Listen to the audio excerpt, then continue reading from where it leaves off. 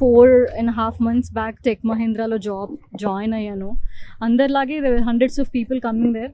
అందులోంచి interview crack చేసి నేను జాబ్లో జాయిన్ అయ్యాను. జాయిన్ అయిన తర్వాత జూన్ మంత్లో నాకు హెల్త్ నిజంగా బాగుండలేదు. ఫ్లోర్ మీదనే పడిపోయాను. వాళ్ళు ఇక్కడ నుంచి యూనివర్సిటీ లోపల ఉన్న చిన్న హాస్పిటల్ డామ్స్కి తీసుకెళ్లారు. అక్కడి నుంచి లేదు తన కండిషన్ బాగాలేదు, మీరు మల్లారెడ్డికి తీసుకెళ్ళండి అని చెప్పారు. అక్కడి నుంచి నేను మల్లారెడ్డి హాస్పిటల్కి డెఫినెట్గా వెళ్ళాను. వెళ్ళిన తర్వాత అక్కడ కూడా ఫెసిలిటీ సరిగ్గా లేవని మా హస్బెండ్ నన్ను ఇంటి దగ్గర ఉన్న జీనియా హాస్పిటల్కి షిఫ్ట్ చేశారు. సో అక్కడ వాళ్ళు చెప్పారు మీకు స్పాండిలైసిస్ అయి ఉండొచ్చు, బికాజ్ మీరు చాలా ఇయర్స్ నుంచి కార్పొరేట్స్లో వర్క్ చేస్తున్నారు కాబట్టి మీరు స్పాండిలైసిస్ ట్రీట్మెంట్ తీసుకోండి అని చెప్పారు. సో నేను స్పాండిలైసిస్ ట్రీట్మెంట్ తీసుకోవడానికి 15 days ఫిజియోథెరపీ ఉండింది. ఆల్రెడీ నేను ఆ డాక్యుమెంట్స్ వాళ్ళకి సబ్మిట్ చేశాను.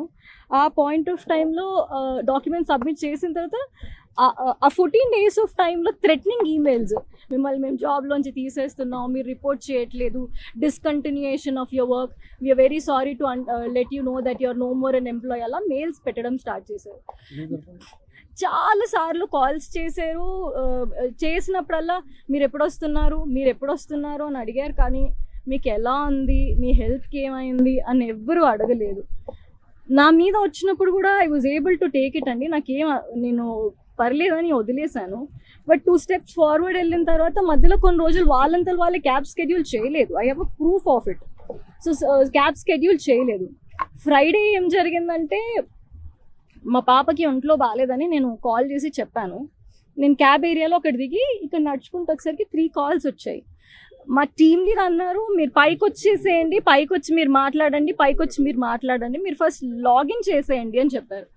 లాగిన్ చేస్తే లేట్ అవుతుంది కదా సార్, నేను మళ్ళీ ఇంటికి వెళ్ళడానికి లేట్ అవుతుంది, నేను లాగిన్ చేయలేదు, నేను ఇంటికి వెళ్ళిపోతాను అని. ఆల్రెడీ డెసిషన్ కనుక మీరు తీసేసుకుంటే మీరు మమ్మల్ని ఎందుకు మేడం అడగడం అంటే, లేదు సార్ మీరు మా టీఎల్ మీకు చెప్పకుండా ఎలా ఉంటాను అని చాలా మర్యాదగానే నేను కాల్ డిస్కనెక్ట్ చేశాను.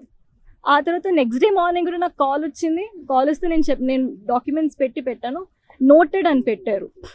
పెట్టిన తర్వాత వాళ్ళు నాకు 22nd రోజు నేను నార్మల్గా లాగిన్ చేయడానికని వచ్చానండి. ఫ్రైడే రోజు నేను ఆఫీస్కి వెళ్ళలేదు. డాక్టర్కి కాల్ చేశాను, డాక్టర్ ప్రశాంత్ ఎయిర్వర్డ్స్, ఐ ప్రూఫ్ ఆఫ్ ఇట్. తను రేపు పొద్దున్న మార్నింగ్ 10 o'clockకి రమ్మన్నారు. సాటర్డే రోజు పాప నేను ప్రాపర్గా హాస్పిటల్కి తీసుకెళ్ళిన తర్వాత వాళ్ళు టెస్ట్స్ చేశారు. రిపోర్ట్స్ అన్నీ సండే కదండి, మండే వచ్చి తీసుకోండి అన్నారు. మండే మొత్తం ట్రీట్మెంట్ చేసిన తర్వాత కూడా, నేను డాక్యుమెంట్స్ పంపించిన తర్వాత కూడా they wrote me an email that నేను డాక్యుమెంటేషన్ పంపించలేదు, వాళ్ళకి ఎలాంటి కమ్యూనికేషన్ ఇవ్వలేదు కాబట్టి నన్ను సర్వీసెస్ నుంచి తీసేస్తున్నా అని మెయిల్ పెట్టారు. After multiple attempts we have not any medical report nor have reported back to office, hence we will have to unfortunately proceed with the separation under abandonment form అని ఒక mail పెట్టారు. నా దగ్గర proofs ఉన్నాయి that నేను I have sent it to them అని చెప్పి. ఒకటి నాకు మెయిల్ 21st రోజు మెయిల్ వచ్చింది, థ్రెటనింగ్ మెయిలే అది కూడా. It is not never requesting. Phone చేసినప్పుడు కూడా మీ పాపకి ఎలా ఉంది, మీరు ఎప్పటి వరకు వస్తారు కూర్చోండి. 21st రోజు వాళ్ళు ఇచ్చారు, వాళ్ళకి నేను రిప్లై చేశాను. నేను ఎక్కడ వాళ్ళకి కమ్యూనికేట్ చేయకుండా పారిపోయానో నాకైతే తెలియలేదు. మళ్ళీ ఇందులో క్లియర్గా you haven't reported to office అన్నారు. 22nd రోజు నేను ఆఫీస్కి వచ్చాను. I used office cab. వచ్చిన తర్వాత when I was reading those mails అండి, నాకు అనిపించింది నేను ఇంత టాక్సిక్ ఎన్వైరన్మెంట్లో నేను వర్క్ చేయలేను. Anyhow I was decided to put down my papers and police స్టేషన్కి వెళ్ళాను నేను టు కంప్లైంట్. పోలీసులు ఏమంటారంటే మీరు లేబర్ లాకి వెళ్ళిపోండి, లేబర్ లా దగ్గర నుంచి సపోర్ట్ తీసుకోండి అని చెప్పారు. వాళ్ళు ఎఫ్ఐఆర్ చేయలేదు, పిటిషన్ తీసుకుని రిసిప్ట్ ఇచ్చారు. నిన్న డే మొత్తం పోలీస్ స్టేషన్లోనే ఉన్నాను. Evening I try to reach few people but ever response సరిగా అవ్వలేదు. ఆ తర్వాత సో చాలా మందిని అలాగే తీసేస్తారు. మేమేమనుకుంటాం అంటే ఈ జాబ్ పోతే ఇంకొకటి దొరుకుతుంది కదా, we will work forward it.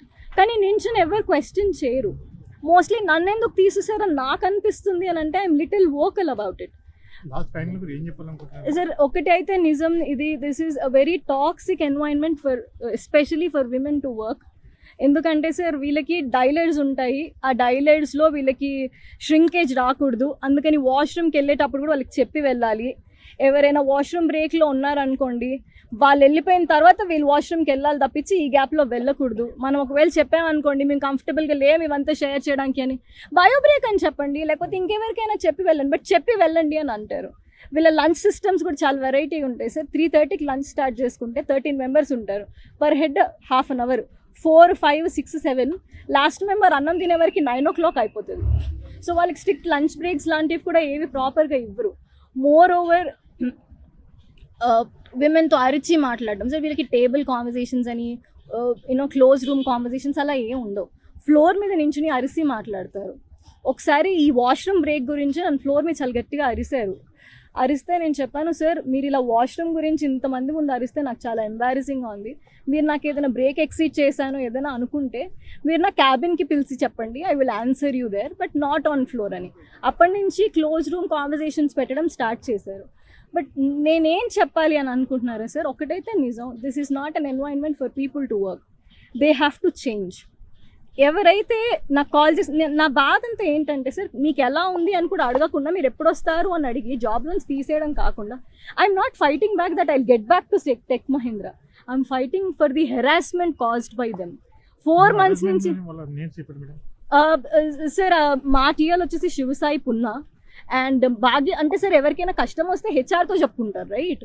మీరు ఎవరైనా హెచ్ఆర్తో చెప్పుకుంటాం. మేము హెచ్ఆర్ఏ కాల్ చేసి థ్రెటన్ చేస్తారు సార్. ఆమె ఇఫ్ యూఆర్ చెప్పడానికి కూడా ట్రై చేస్తే come with documents then I will talk అంటది. ఒక ఆడ మనిషి అట్లీస్ట్ దే షుడ్ లిజన్, ఆవిడ అది కూడా వినదు. తర్వాత మీరు చూసినట్టు మా head of the department Rafi గారికి నేను మెసేజ్ పెట్టాను వాట్సాప్లో. వాళ్ళు అనడం ఏంటి అని అంటే, మీరు మాకు మెయిల్ చేయలేదు అని. Anything is a communication, right? నాకు ఒక్కదానికి ఈ ప్రాబ్లం ఉందని నేను అనుకోను. Most of the people are not vocal, ఎందుకంటే వాళ్ళకి జాబ్స్ కావాలి సార్. ఇక్కడ పనిచేస్తామంటే బోల్డ్ అన్ని ఈఎంఐలు ఉంటాయి, అవన్నీ కట్టుకోవాలి కదా సార్. లేదు సార్, నా జాబ్ తీసేసారు.